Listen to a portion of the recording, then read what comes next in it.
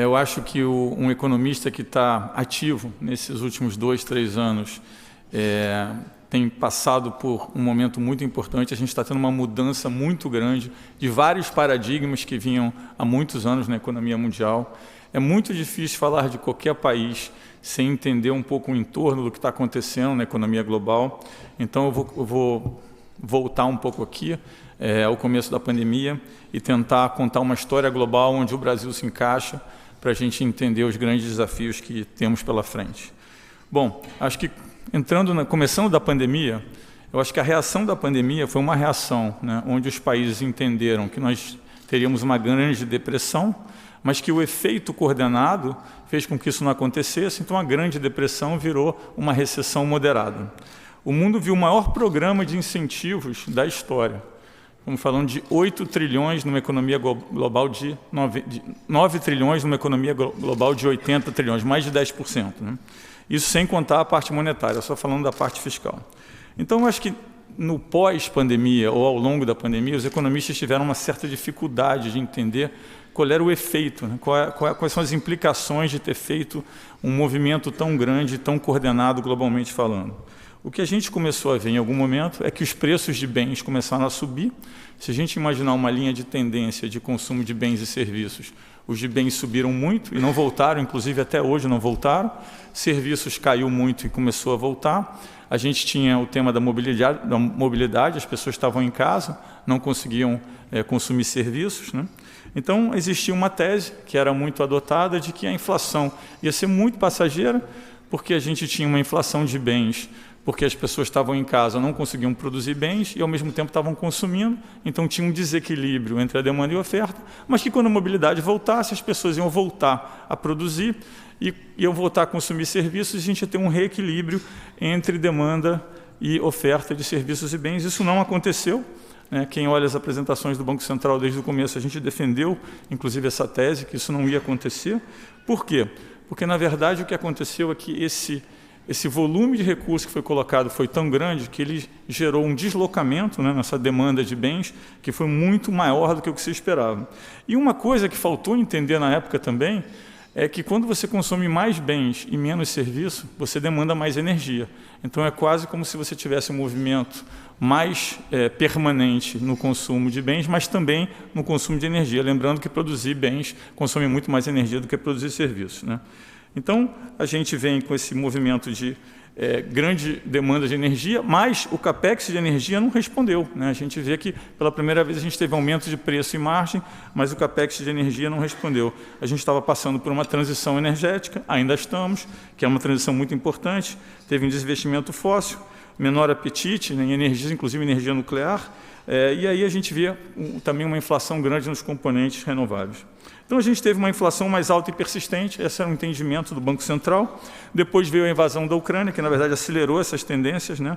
A gente teve aí um problema grande de inflação de energia e alimentos, adicionado ao que já existia antes. A gente também teve um problema de geração de energia elétrica na Europa, com as empresas quebrando e com vários tipos de dificuldades. A gente teve um problema de fertilizantes, né? E aí os governos responderam com novos pacotes de medida, né, de enfrentamento à alta de energia e de alimentos. Mas como fazer isso de forma eficiente? Esse foi um grande debate, né? A literatura sugere, e nós chegamos à conclusão que o modelo a gente chamava de 3T, né? Em inglês significa Tailor, Target and Temporary, né? Ou seja, temporário, target, direcionado, e tailored sob medida. Na verdade, cada T desse é mais difícil do que o outro de conseguir, né? A começar pelo temporary, né, que nunca é temporário. Então, o que nós vimos é o mundo gastou aí entre 1% e 5%, dependendo do país, o Brasil gastou em torno de 1,5%, mas a pergunta é por que os mercados não foram capazes de reagir rapidamente a esse aumento de demanda com mais oferta? E aí eu acho que tem uma coisa muito grande acontecendo no mundo. A gente tem uma mudança que ela começou a aparecer, as rachaduras começaram a aparecer com a falta de produtividade, que já vem de quase 10 anos, né? A gente tem uma demografia que deixou de ser um fator positivo, a gente teve uma quebra de cadeias globais, que na verdade já veio desde 2008, mas se acelerou mais recentemente. A gente teve uma quebra de cooperação de tecnologia, que foi um fator muito importante também, né? E eu acho que a gente teve falta de reformas, os governos ficaram acomodados. Se a gente olhar um gráfico de reformas no mundo desenvolvido versus produtividade. É a primeira vez na história que a produtividade é tão baixa e a gente tem tão poucas reformas. Então, significa que, na verdade, a oferta tem mais dificuldade de se adaptar. O que significa isso para frente? Toda vez que nós tivermos um choque de demanda, a inflação vai ser mais volátil, porque nós temos pouca capacidade de adaptar a oferta, ou seja, de produzir mais de forma acelerada, pelos motivos que eu mencionei agora. Então, a pergunta é por que nós não percebemos isso antes? Por que isso estava mascarado? Eu acho que, em parte, porque os juros baixos, a liquidez excessiva, essa alavancagem crescente, a expansão de mercado de capitais, na verdade, serviam para nublar, né, essa percepção de que tinha algo já errado acontecendo, né, e isso era mais aparente quando a gente olhava a produtividade, né. Então, a gente tem aí uma situação mais complexa daqui para frente. O que significa tudo isso? Significa que o mundo precisa de reformas. A gente passou por um período muito grande sem reformas. O mundo emergente até fez algumas reformas, o Brasil foi uma exceção, fez bastante reformas, mas quando a gente, e aí já entrando um pouco no Brasil, quando a gente pensa nas reformas em termos de dinamizar a mão de obra, o custo da burocracia, o custo da observância tributária, melhoria e eficiência dos serviços públicos, abrir a economia. Então, nós temos um desafio enorme. A pandemia deixou cicatrizes muito grandes, principalmente nos mais carentes, mas nós precisamos também mostrar a quem investe no país que nós temos disciplina fiscal. O fiscal tem uma relação direta com a credibilidade do país e existe um ponto de inflexão onde tentar mais em prol dos mais necessitados pode gerar resultados contrários aos desejados, colocando em risco a estabilidade financeira e a geração de emprego.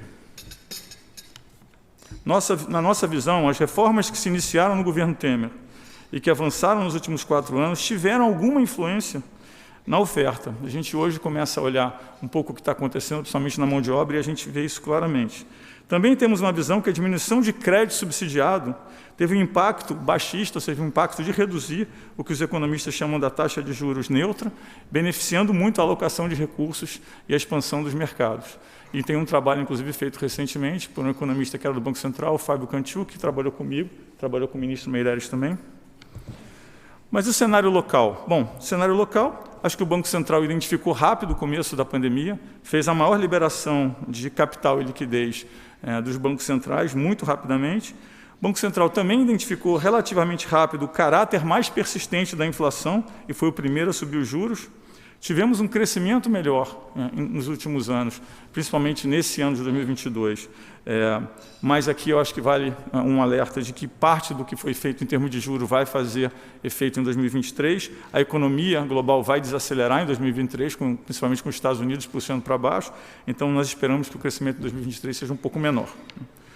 Apesar de grande parte da melhora da inflação recente ser devido às medidas do governo, existem indicadores incipientes que mostram uma melhora qualitativa. É cedo para comemorar, nós precisamos persistir no combate da inflação, nós precisamos persistir em atingir as nossas metas, porque essa é a melhor forma de contribuir com o crescimento sustentável. Provavelmente, o mundo externo vai passar a ajudar, porque a gente tem uma desaceleração global encomendada, a gente tem um aumento de juros que ainda segue seu curso na parte global, né? Olhando para o futuro, nós entendemos que somente um plano coeso, com coerência fiscal e continuidade das reformas, vai assegurar uma trajetória de crescimento sustentável com inflação baixa e juros baixos. Em perspectiva global, o Brasil é sério candidato a ser um dos maiores beneficiados com esse novo cenário global. Nós temos um mercado de trabalho grande, nós temos um mercado consumidor enorme e é um dos únicos países nas Américas que é capaz de produzir energia renovável em quantidade grande. Deveríamos evitar um aumento de impostos desequilibrados e lembrar que sobrecarregar demais impostos em capital contribui para uma diminuição na produtividade. Aliás, esse é um problema que nós vemos globalmente. É um problema que nós vemos globalmente, né? A gente fez até um mapa, né, das sugestões de países em relação a como pagar a conta do Covid. Em grande parte das ideias são impostos, mas são impostos em capital. A gente tem que lembrar que o mundo já vem com um problema de produtividade e adicionar mais impostos em capital contribui para uma produtividade menor ainda. Bom, terminando, precisamos de um conjunto de políticas que olhe o social, mas que nos dê credibilidade para atrair investimentos externos e estimular o empreendedor brasileiro a apostar no crescimento do seu negócio. Muito obrigado.